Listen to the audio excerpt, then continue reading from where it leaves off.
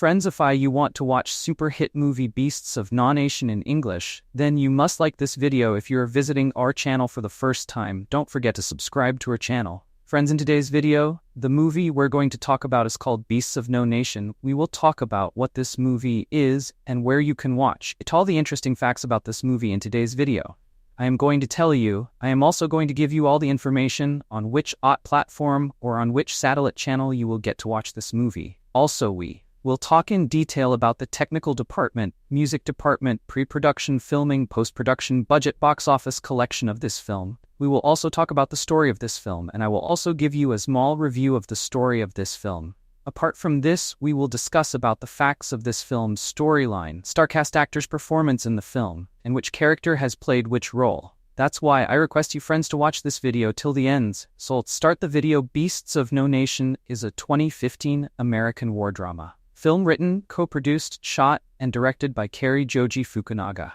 It follows a young boy who becomes a child soldier as his country experiences a horrific civil war. Shot in Ghana and starring Idris Elba, Attah, Amake Abebrese, Grace Nordy, David Danto, and Opiemi Fagbahungbe, the film is based on the 2005 novel of the same name by Uzodinma Iweala, the book itself being named after a Fela Kuti album. It was screened in the main competition section of the 72nd Venice International Film Festival, where it won the Marcello Mastroianni Award. The film was shown in the special presentation section of the 2015 Toronto International Film Festival, and released on Netflix globally and in a limited release by Bleecker Street on October 16, 2015. It is the first film to be released directly on Netflix. Plot: a young boy, Agu, lives in a small West African village with his parents and siblings, located within a buffer zone enforced by Ekamog troops. The village is informed that the government has fallen and military-aligned rebels have seized control of the country. With rebel forces headed towards the village, many people flee to the country's capital for safety. Agu's father buys safe transport for his wife and two youngest children, but has to stay behind with Agu and his eldest son. Rebel and government forces fight in and around Agu's village. While the rebel soldiers flee, government forces round up the remaining villagers and execute them.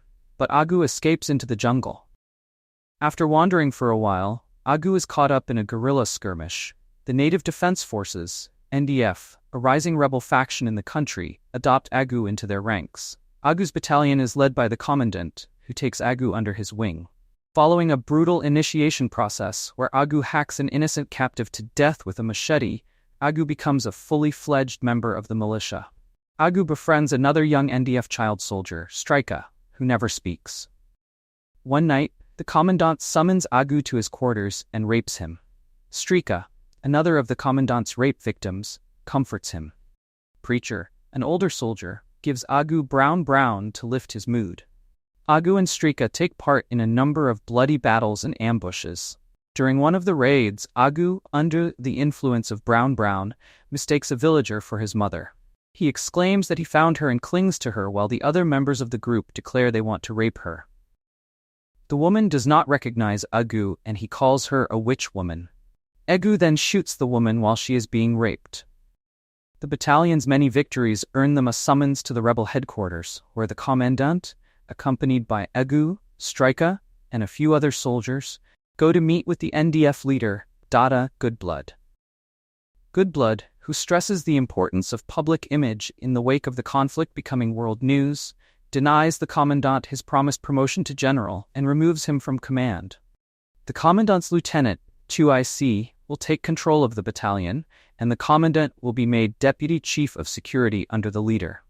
The commandant views this as an insult and leaves to celebrate with his men at a brothel. While the adult soldiers spend the night with the brothel's women, one of the women shoots 2IC.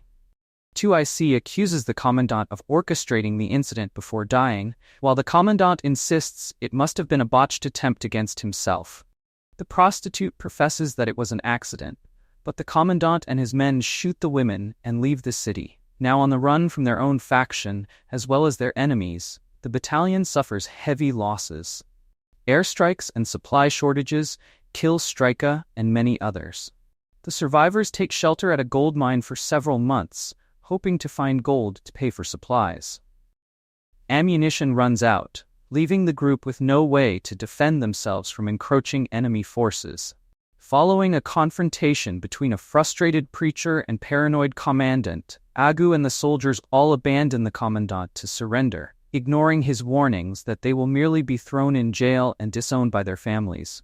Shortly after, they are detained by UN troops. The younger members of the battalion are sent to a missionary school in a safe part of the country, while Preacher and Randy decide to run away to rejoin the war. Agu avoids the other children, who play games and enjoy the comfort and safety of the school. Agu suffers from drug withdrawal and is tormented by what has happened and has nightmares about it. Eventually, Agu tells the school's counselor that he has done some terrible things, which he fears will make her see him as a beast. Instead, he tells of how he used to be a good boy from a family who loved him. The final scene shows Agu finally joining the other boys as they swim and play in the ocean. Cast: Abraham Attah as Agu, Idris Elba as Commandant Amake, Abebrese as Mother Kobina Amisa Sam as Father Emmanuel Ni, Adam Quay as Streka Kurt Egiowan as Second IC Judaku Udik as Dada Goodblood Grace Norty as Old Witch Woman, David Donto as Linguist, Opiemi Fagbohungbe as Sergeant Gaz Tebu Owusu Achimpong as Preacher, Fred Amugi as Pastor. Production: Kerry Joji Fukunaga directed his own script after having worked on it for 7 years. It was not until after 6 years of research on the Sierra Leone Civil War that Fukunaga came across the Beasts of No Nation novel. He told Creative Screenwriting, "I read through the novel, and I loved the elegant and concise way that Uzodinma Iweala told the story. I felt that would be the best way to enter the subject." The dialogue in the screenplay is faithful and form to the novel, originally written in a lighter form of Nigerian Pidgin English, known as Creole. On August 20, 2013, Idris Elba joined the cast of the film adaptation. On the June 6, 2014, Ghanaian actors Amake, Abebrese, Grace Norty, and David Donto joined the film. Later, Opiemi Fagbohungbe also joined the cast. Red Crown Productions was the financier and producer, along with Primary Productions and Parliament of Owls. On May 17, 2014, Participant Media, along with Mammoth Entertainment, came on board to co-finance the film, initially budgeted at $4.3 million, but which ultimately cost about $6 million. On June 5, 2014, principal photography was underway in the eastern region of Ghana. The film was shot at locations in Koforidua and Izil Bay at Akwida.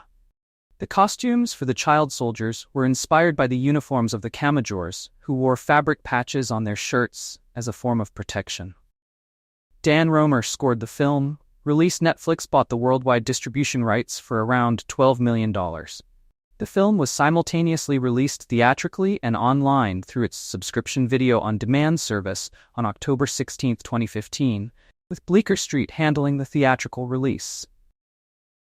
Considering the online release a violation of the traditional 90-day release window of exclusivity to theaters, AMC Cinemas, Carmike Cinemas, Cinemark, and Regal Entertainment Group, 4 of the largest theater chains in the United States, announced that they would boycott Beasts of No Nation, effectively downgrading it to a limited release at smaller and independent theaters. The film was also theatrically released in the UK on October 16, 2015, in Curzon Cinemas. Critical reception: on Rotten Tomatoes, the film has a rating of 92% based on 146 reviews, with an average rating of 7.90/10. The website's critical consensus reads, "Beasts of No Nation finds writer-director Kerry Fukunaga working with a talented cast to offer a sobering, uncompromising, yet still somehow hopeful picture of war's human cost." On Metacritic, the film has a score of 79 out of 100, based on 30 critics, indicating generally favorable reviews. Home media. The film was released on Blu-ray and DVD by the Criterion Collection on August 31, 2021. Controversy. In 2015, ArtNet published an article suggesting that Fukunaga had appropriated content without crediting the work of Irish artist Richard Moss, whose work used infrared film and depicted child soldiers in the Democratic Republic of Congo. The filmmaking craft of Beasts of No Nation is vividly apparent, and its emotional power is undeniable. Why then does it feel dubious in certain ways, and perhaps troubling for the wrong reasons? The film's director, writer, and cinematographer, Cary Joji Fukunaga, is a master of imaginative and dynamic images. He proved as much in Sin Nombre, Jane Eyre, and Season 1 of True Detective, and he proves it again in this bloody, despairing film about a child soldier in a non-existent African country. Based on the same-titled novel by Uzodinma Iweala, a Nigerian doctor and sociologist who began the story as a thesis project at Harvard, the movie immediately puts us in the shoes, and sometimes bare feet, of its hero, 8-year-old Agu, Abraham Attah. He narrates parts of the movie in a mostly embittered but occasionally lyrical voiceover, telling us about his mother and father and siblings and the peaceful life they once enjoyed. Then the country is turned upside down by revolution. Agu's family belongs to a particular group that ousted the people who are now trying to take over the country. Or, as they might put it, take the country back. You can feel the ground washing away beneath your feet, he tells us. Soon the village is in chaos. Soldiers are clomping down the street shooting rifles at strangers. Bodies are everywhere, and Agu is running through the jungle alone. Then he comes upon some armed and dangerous boys about his age or slightly older, their hats and torsos bedecked with camouflaging vegetation, a very Lord of the Flies image pushed maybe a bit too hard. And then we're into the main story, which finds Agu being protected and trained by a man known only as the Commandant, Idris Elba. The Commandant is magnetic and foul, hilarious and frightening, hateful and tender. He's an unholy combination of a battlefield commander, a drill sergeant, a football coach, a decadent older brother, and the patriarch that a lot of these boys either never had or recently lost to revolution, or revolutions, plural. We get the sense that governments flip over all the time here. The boys adore the Commandant because they think he's teaching them to be men, specifically warrior men, but he's really teaching them to be murderers, thieves, rapists, and torturers who wrap their bloodlust in greed and ideology that seems half understood when it's comprehensible at all. The smartest thing about Beasts is the link it draws between the Commandant's soul-sucking brand of motivational therapy and the grinning swagger of soldiers who invade Agu's village near the start of the film and terrorize Agu and his relatives along with other captured citizens. They spout slogans, but it's clear that the slogans are less a justification for horrific violence than a pretext that gives them permission to do what they might have done anyway, in their imaginations, or on dark stretches of road in whatever part of the country they originally hailed from. They're people who either became criminals after putting on uniforms or always were criminals. Many soldiers throughout history have essentially been criminals in uniforms. Americans in particular seem to hate admitting even the possibility that this could be true. But it is true, and it has always been true. And Agu's story is one more exploration of the phenomenon. Gentlemen may talk of the age of chivalry, says the narrator of Barry Lyndon, but remember the plowmen, poachers, and pickpockets whom they lead. It is with these sad instruments that your great warriors and kings have been doing their murderous work in the world. Beasts does a solid job of showing how quickly a child's moral compass can be knocked off axis, how men like the Commandant can bask in the adoration of immature or gullible followers and become despots within the dictatorships they serve, and how easy it is to teach a child to kill and rape when the reward, in addition to food, shelter, and protection, is love or a twisted facsimile. The final section of the film, which sees Agu witnessing the limits of the Commandant's power and starting to see through him, is probably the strongest. Elba, who has a magnificent glowing magnetism throughout Beasts but never relies on it exclusively, is never more fascinating than when the Commandant's seeming omnipotence is whisked away like the curtain which reveals that great and powerful Oz is just a man. And from start to finish, the movie is imaginatively made. In an age of tediously prosaic direction that is mainly about capturing dialogue and action, often from as many angles as possible, this filmmaker makes bold choices. He thinks about where to put people in the frame, how to light them, and how to move the camera, not merely to tell the story and showcase the dialogue and performances, but to boil a moment down to a single image, like the shot of Agu and his family hiding from invading soldiers in a shed. the passage of enemies outside, indicated by the way that the light streaming through bullet holes in the door flickers as men pass by. There is magnificent use of shadow and silhouette throughout, and small details, such as the red clay on Agu's feet as he kneels in supplication, and the rhyming shots of boys carrying other boys on their backs, that seem poignant or mysteriously pitiful. In the manner of great photojournalism, and in the early stages of the movie, Fukunaga finds ways to suggest unimaginable horror without trying to actually imagine it, and risk making it too literal or too sensationalistic or simply failing. As Agu runs from soldiers shooting at him and his family and friends, there is a back-and-forth whip pan that shows you how a single gunshot has changed the hero's world irrevocably, and it's all the more violent seeming for eliding the death itself. While nobody should expect a film on this topic to be bloodless, there are moments when the movie seems to lose its grip on sense and shade away from carefully calibrated violence into imagery that feels less horrific than horror movie-like, such as the way a child soldier's machete blade splits an innocent man's skull open in a close-up as he screams, like something out of a slasher film, and the way the camera follows Agu around a house while his colleagues bellow and bicker and kill and rape. While more restrained than anything in True Detective, it still feels like an attempt to outdo that first season's showy one-take action scene. Too much of this kind of thing, and you might start to wonder if the filmmaker's virtuoso inventiveness is overwhelming his commitment to realism and attention to context.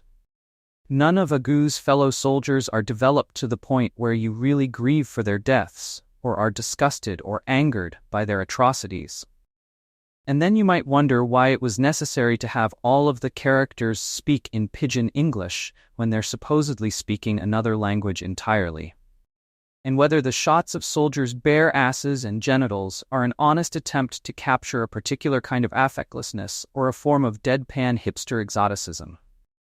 Once you've gone down this skeptical road, you keep noticing more and more things about beasts that feel somehow untrustworthy, or at least not immediately defensible. And it's a short hop from there to the realization that this is the second recent, highly acclaimed film about dark-skinned people, not directed by an African or an African American, that has the word beasts in the title. After that, you might realize that the Western commercial cinema almost never tells stories of Africa, except to sentimentalize European colonialism. Out of Africa, An African Dream, The Ghost in the Darkness, or show the depths of depravity of which Africans are capable, Hotel Rwanda, The Last King of Scotland, this. And then comes the question, maybe, of what exactly is being communicated in Beasts of No Nation, beyond the fact that a boy has been horrendously traumatized by being conscripted and taught to torture and kill? Not much, really, even though, as stated up top, the movie's visceral effectiveness is so overwhelming that to deny it would be dishonest. Certain questions linger. Why are we being told this particular story, at this particular time, in this particular way? Is the message or point so urgent that it required a portrait of African men behaving like beasts for 2 hours? The film is good to excellent in every way except morally, and there it's questionable more often than it should be. Not because it's an evil film, or because the filmmaker or actors are bad people, but because the interplay of means and ends has been underthought or misjudged, to the point where the film becomes a catalog of obscenities. A horror thrill ride drawn from life, a thing for viewers to test themselves against, while feeling just awful about Agu and his country. Whatever its name is, distributed by Netflix. Bleecker Street release states September 3, 2015 in Venice, October 16, 2015, in worldwide running time 138 minutes, country United States, languages English, PR treat budget $6 million. Box 2, 12th office 9077. So guys, this is their view of Beasts of No Nation movie and some information about it. How do you like our today's video? Please let us know by commenting, and if I like this video, please like it, share it, and don't forget to subscribe to our channel. Thanks for watching.